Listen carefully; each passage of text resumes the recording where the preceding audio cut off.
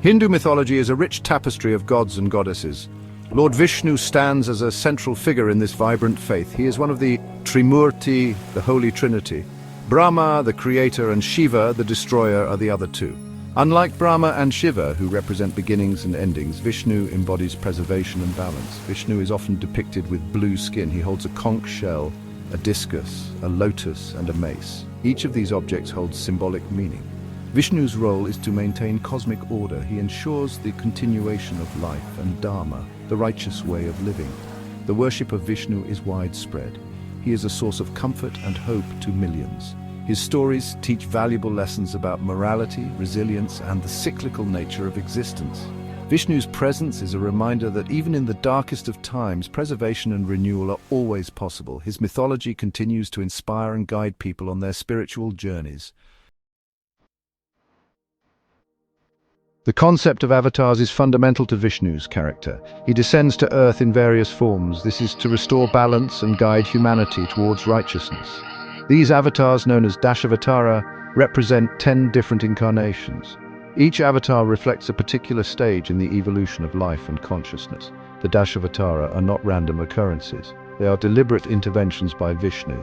He takes on these forms to counter evil, uphold dharma, and protect the innocent.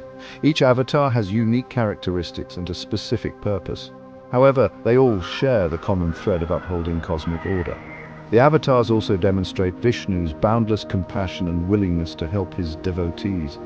Whenever the world is threatened, Vishnu finds a way to restore balance. The Dashavatara are a testament to Vishnu's enduring presence in the universe. They serve as a reminder that even in the face of adversity, divine intervention is always possible. The story of Matsya, Vishnu's first avatar, takes place eons ago.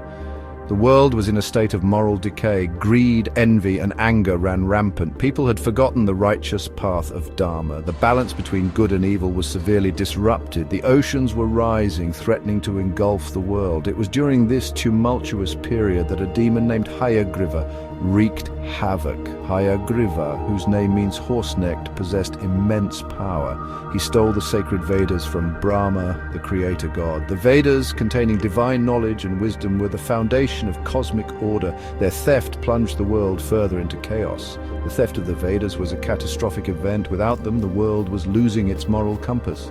The delicate balance between creation and destruction was on the verge of collapse. Humanity's fate hung in the balance. A divine intervention was needed to restore order and retrieve the stolen Vedas. Vishnu, the preserver, would answer this call in a most unexpected form: a fish.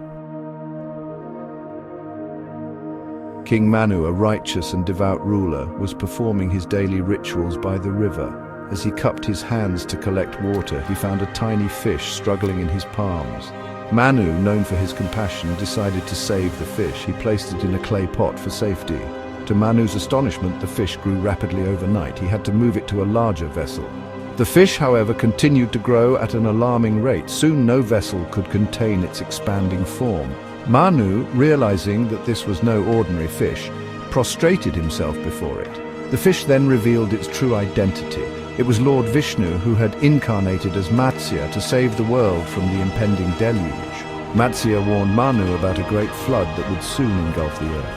He instructed Manu to build a giant boat and gather pairs of all living creatures, along with the seeds of all plants. Manu, true to his righteous nature, immediately set about following Matsya's instructions. He built a sturdy ark, following the divine specifications provided by the fish. As the ark neared completion, the heavens opened, unleashing torrential rain upon the earth. The seas rose, swallowing the land and everything on it. Just as the flood reached its peak, Matsya appeared beside Manu's ark. The fish had grown to an enormous size, its horn glowing with divine light. Matsya instructed Manu to tie the ark's rope to his horn. With a mighty surge, Matsya began to pull the ark through the raging waters, keeping it safe from the destructive deluge. Inside the ark, Manu and the various life forms he had gathered huddled together, weathering the storm. The deluge lasted for days, but under Matsya's divine protection, the ark remained afloat. Finally, as the rain subsided and the flood waters began to recede, Matsya guided the ark towards the highest peak of the Himalayas. As Manu's ark safely traversed the turbulent waters, Matsya engaged in a fierce battle with the demon Hayagriva. The clash between the divine fish and the demon was a spectacle of epic proportions. Waves crashed, lightning flashed, and the very foundations of the earth trembled. Matsya, wielding the power of Vishnu, fought with unmatched strength and agility. He outmaneuvered the demon, cornering him in the depths of the ocean. Finally, with a swift and decisive blow, Matsya slew Hayagriva, retrieving the stolen Vedas from the demon's grasp. With the Vedas safely back in his possession, Matsya returned to the ark. He delivered the sacred scriptures to Manu, entrusting him with the responsibility of re-establishing Dharma in the post-flood world. The defeat of Hayagriva and the retrieval of the Vedas marked the restoration of cosmic order. The Matsya avatar is rife with symbolism. The fish, a creature of the water, represents life in its most primordial form. The flood symbolizes a cosmic cleansing, a washing away of an old corrupt world to make way for a new beginning. Matsya's act of saving Manu and the seeds of life signifies the preservation of knowledge and the potential for renewal. The horn of Matsya, to which Manu's ark is tied, is often interpreted as the horn of a narwhal.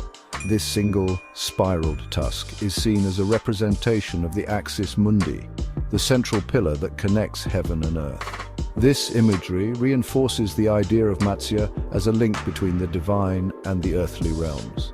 Furthermore, the Matsya avatar highlights the importance of faith and surrender to the divine.